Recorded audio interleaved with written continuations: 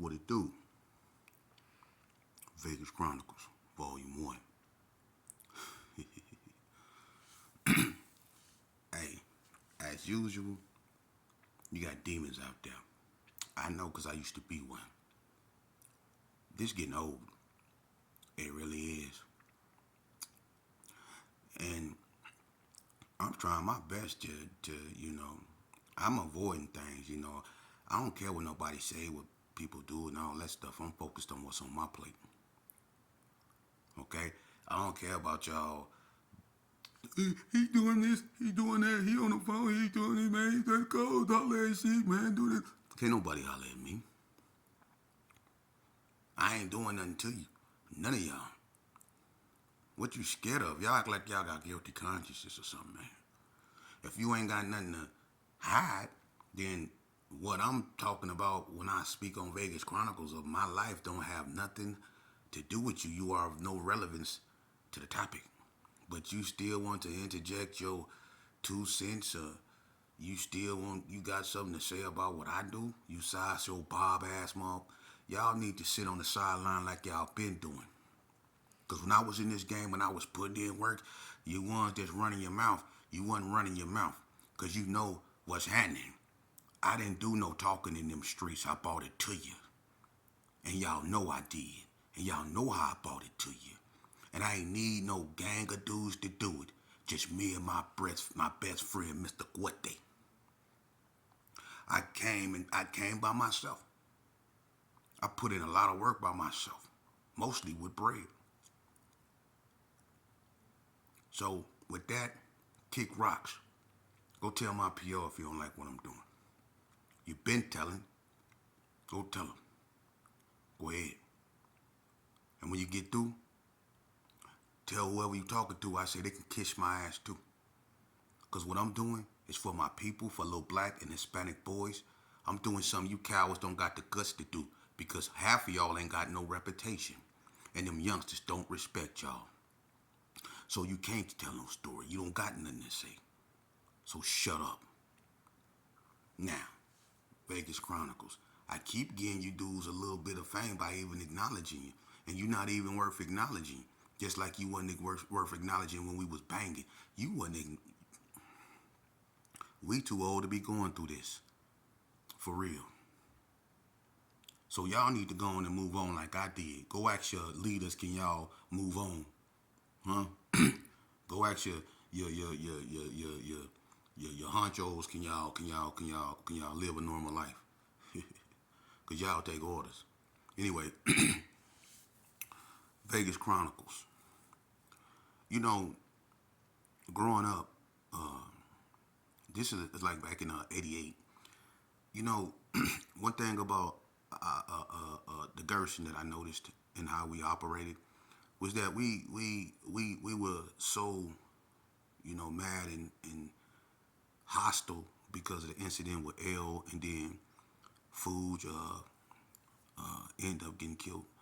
But before Fuge got killed, I remember one incident that took place. Okay, you remember what Kmart is? It used to be, and right in front of Kmart on Rancho, it used to sit like it was an Arco gas station. Is that was an Arco? I think an Arco. Right across the street, it's still the same 7-Eleven. But back then it was different. They got a McDonald's and stuff, I think, up there right now. But it used to be an Arco gas station. All you old heads know what I'm talking about. We was up there in Trip Mac Cadillac. It was me, Trip Mac, Fuge, Nick, and Lil Dog, James Anderson. Trip Mac, Lil Dog, they still alive, you can ask. We in the car. It's something wrong with Trip car, so we pull up in the gas station. I mean, up to the Arco. Go to the gas, pull over there to the side. Now, when back in the days, it used to be a gate right there in the back of the Arco or whatever. And you can walk to it and you can look down and it's like a steep fall. And it's the big parking lot to Kmart. But when we was standing right there, I was over there by the gate, smoking a cigarette. And so when I started walking back, I seen Nick run like off to the side. And he said, there go those. I ain't gonna disrespect him, but those he was talking about the '60s, right? He seen Easy E, and I think it was a, I think that it was a purple RXX on gold Dayton's, or it was a Z. It was a purple RX-7 or Z, and it was on gold Dayton's. It was Big Easy E and Sticker Bush. They was in the car together, and there was a truck behind them, a white truck that had a big blue stripe that went across it, and it was like 7 dudes in the back of it, plus 2 dudes. I recognized a few of them, like KD, Mook, Lil Looney, all them. I recognized them. So when Nick run across the way, he picked up the thing, called them out their name, and threw the rock. Traffic was going. It was coming up Washington, going toward Lorenzi Park. So when he threw the rock, I look over there. I didn't see Easy E them, but I seen the truck. So when he threw the rock, one of the 60 boys like kind of tried to stand up in the truck as it was going and was like, I don't know what he was doing, but he was throwing up something and he was looking back, woo woo, hitting up. So I ain't really thinking nothing of it. Now, one of us got no pistol, right? So Trip Mac them up under the hood trying to find out what's wrong with his car. I'm like, it is what it is. I'm not paying no attention. I'm doing my thing. These dudes didn't bust the U and we don't even know. And at this time, we was really the little homies, you know what I mean? Cause people like Master G and all them was active. Boomstem was active, they was putting in work, cause L just got killed not too long ago. Not even a year and a half. So people is really active. Tony Jordan was active. Imagine that. Jit was active. His brother Greg got active.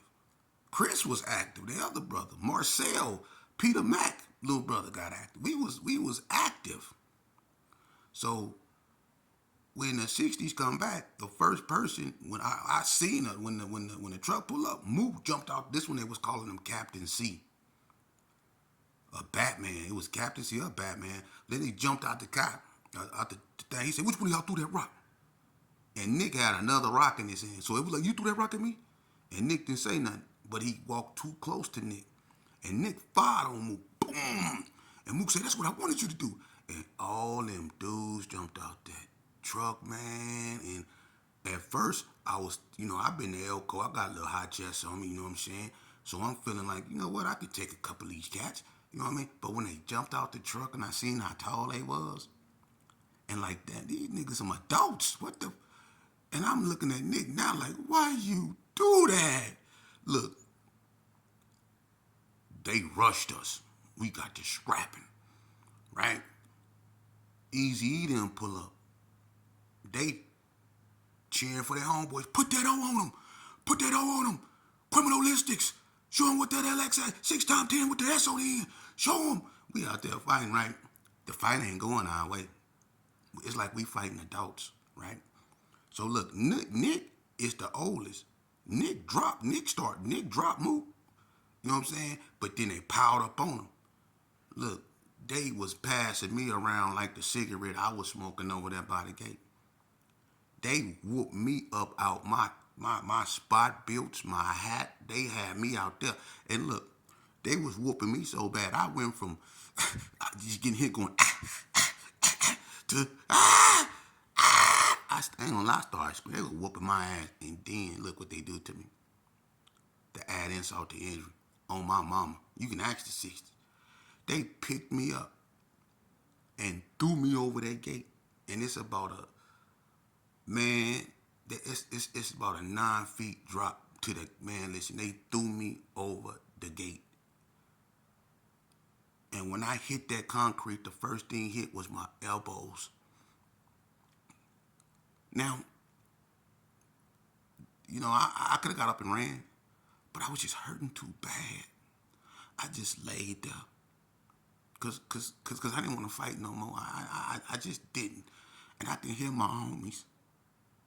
I can hear them getting rammed against the car. Bloom, bloom. I could just hear them. I could hear people like, "Yo, cut that out. Stop."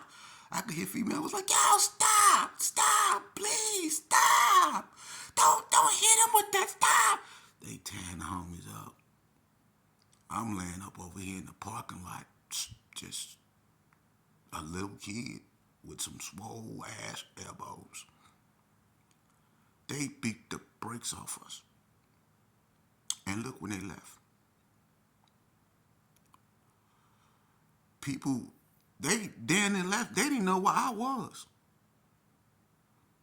I'm completely I'm on the ground over the gate. You had to walk toward the gate and look down to find me.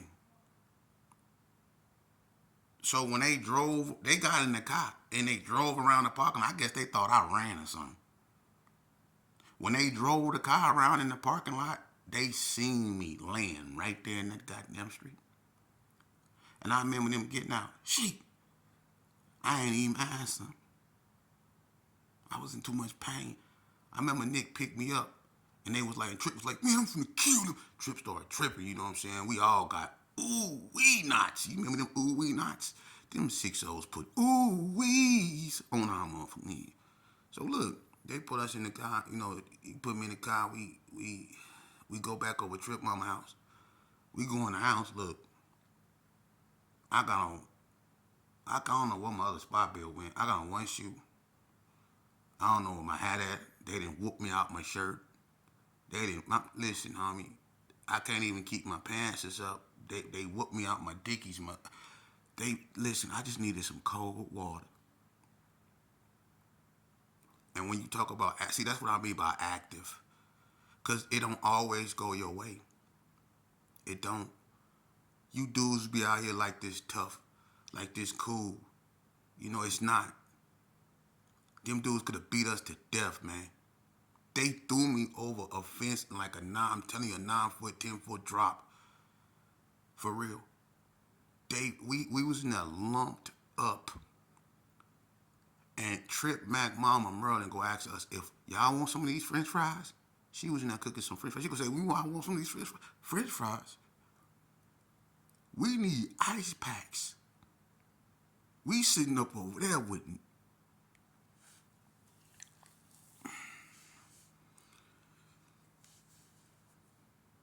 I ain't gonna never forget that ass whooping. And I salute the 60s. Because, hey, that's the game we chose to play. And they beat the brakes off our ass. I'm not the type of individual that gets on a screen and try to alter history because it'll make me look bad or it'll make us look bad. I'm not gonna lie for nobody. If it didn't go our way, it didn't go our way. Any real gang banger that participated will tell you we had plenty bad days. Plenty of bad days.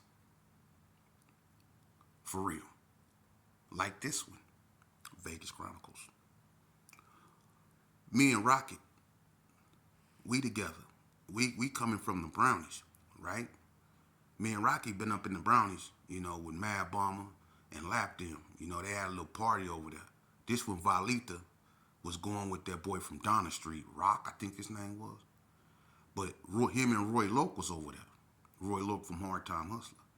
So, you know, that's like one of the first time I met Roy Loke. I pressed him because he kind of reminded me of my homie Puncho. They kind of favored. I was like, where you from, homie?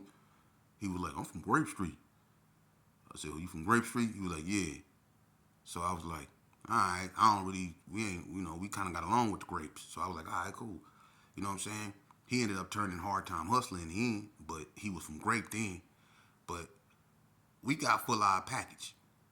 So me and Rocket, we left. We going back through the G's. I got to really hold on to Rocket to stand up. And y'all remember how the back of the Brownies used to look? They used to throw their trash, not in the garbage, over the wall in the back in the desert till it piled up. Ask anybody. The back of the Brownies was probably the most nastiest, filthiest, contaminated area in the state of Las Vegas. No, the state of Nevada, the city of Las Vegas. It was filthy. I mean, look, if homeless people was out, like if they had 10 cities out there, the homeless people would have went over there and cleaned that up for free. That's how nasty it was in the back of the Brownies. And speaking of the back of the Brownies, Big L Wack, if you ever see this video, your mouth look like the back of the Brownies. For real. I heard you spit in Lake Mead and killed half the fish. But it is what it is. But anyway, we went through the wall, through that nasty ass trash. And I mean, man, listen, man, it was disgusting. Nasty Pampers, furniture, you name it. It was behind that wall in the desert, stacked up all the way across. I swear to God. Horrible, especially in the summer. Picture rotten dogs. That's what you. It was horrible. So we go through there, right? And now we in the desert part. We see this fat. He just was big, fat, short, round, right? So we drunk, and back in the days, everybody remember. You walk up on somebody you don't remember, and you broke, or you drunk, or you just. We used to just steal on them. We was doing a knockout game back then. My homeboy Legusta, Pipe, he was probably the most worst one. He'd knock out anybody. He'd punch somebody without you even knowing and knock him out. And just for fun. Pipe was knocking people out all the time. So that's what something we do. So I figured, we got us one. So we walked up. He walked up. I said, hey, homie, where you from? And he was like, I ain't from nowhere. I'm like, what's your name? He was like, why? I said, what you mean, why? He was like, man, I don't gangbang. So I was like, fool, this Gerson. He was like, okay. So he wasn't acting the way I wanted to act him. He didn't. So I fired on him. Boom, big old fat dude. Hit him hard, got him good too. But the first thing I realized that it didn't do nothing. No, it didn't move him. It didn't move him. I bagged up. I said, give him nothing. Yeah.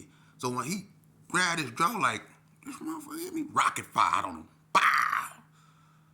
So he was like, hey man, I don't want no trouble with y'all, man. So we like, shut up. So Rocket was flinching at him, right? And when Rocket got his attention, I hit him again. Bow! Right? So we was on him, taking our turns. He was fat. He couldn't move. We was hitting him and getting up out of there. Getting in and getting up out of there, right? So I guess we triggered something up in him. He got mad because, look, I never seen a fat boy move like that. When Rocket went in to get him again, he grabbed Rocket. And when he grabbed Rocket, he had Rocket ass like in a chokehold, right? He about to put Rocket to sleep. So I picked up a brick. And I was like, let him go. Let him go. But every time I tried to hit him with the brick, he'd put Rocket in front of it, and I couldn't throw it. But he got Rocket, right? And Rocket, I could hear Rocket going, he couldn't breathe. The dude got Rocket with one arm. And he had his hand in front of Rocket trying to like block the rock. I had a big old brick. So I was like, when I heard Rocket like wheezing, I was like, fuck that. So I threw it. And when I threw it, dude like tucked his head, man, and a rock hit Rocket. Boom! Oh my God. And Rocket body just went limp. And I was like, you leave me, mommy. Then I picked up another one and I threw it and I missed him. And Rocket on the ground just slumped. So I'm picking up rocks trying to hit him. He taking them. Bow. He like, hey, bow, stop hitting me. Bow. I'm tearing his ass up with rocks, right? So look, after I get through hitting him with the rocks, right? I'm like, get back. Rocket on the ground, slump, man. I'm like, fuck, you know what I mean? I don't know if I didn't hit my homie in the head with a brick. He ain't moving. This dude up over here. Now peep this move right here. Let me show you something. Instead of dude trying to get me for what I did to him, instead of dude trying to, get at Rocket or kick him when he down, or, you know what I'm saying? That dude was like, man, is he all right? Is he all right? After we did all this to him. For real. That dude was concerned about Rocket on the ground. I'm not lying. That's on my dead daddy. He was concerned about Rocket. Because Rocket wasn't moving. So me and him started out, and I wanted to start it out anyway because I know he had me. You know what I'm saying? He was too big, and I was tired, I was drunk, and Rocket looked dead, and it was just bad. You know what ended up happening? Me and this dude ended up helping Rocket, man, after we assaulted this dude. Rocket had a knot on his head. Remember I told you them ooh-wees? He had a ooh-wee. I'm talking about borderline hematoma. He had a ooh-wee. I'm talking about knot on his head, right? So me and this dude, the fat dude, I swear to God, man, I ain't never in my life. Look, we just tried to beat this dude up. This dude ended up helping me take Rocket across the street to Pimp Daddy Roosevelt house over there right across from where Letitia stayed. He helped me all the way up over there to get Rocket up over there. I swear to God. And this dude, I hit this dude with rocks. I stole on this dude twice. Rocket stole on this dude. We just assaulted this dude bad, man. And this dude ended up helping us because I threw a rock and hit my own homeboy.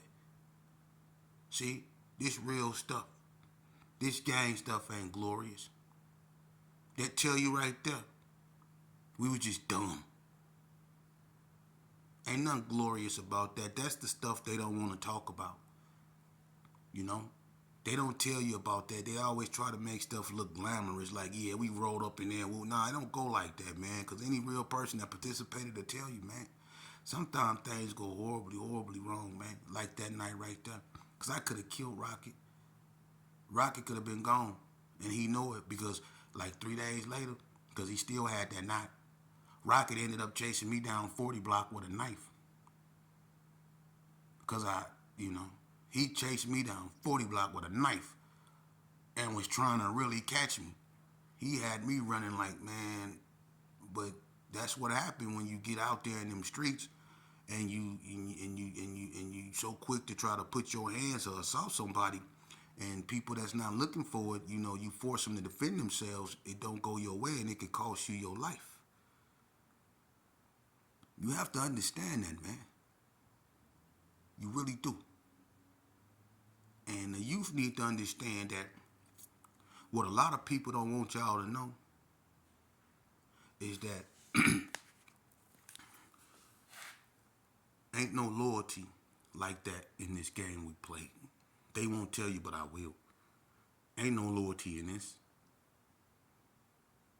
Ain't no loyalty in this. Ask every female. They'll tell you. Females know all y'all secrets because y'all don't do nothing but y'all bed talkers, pillow talkers.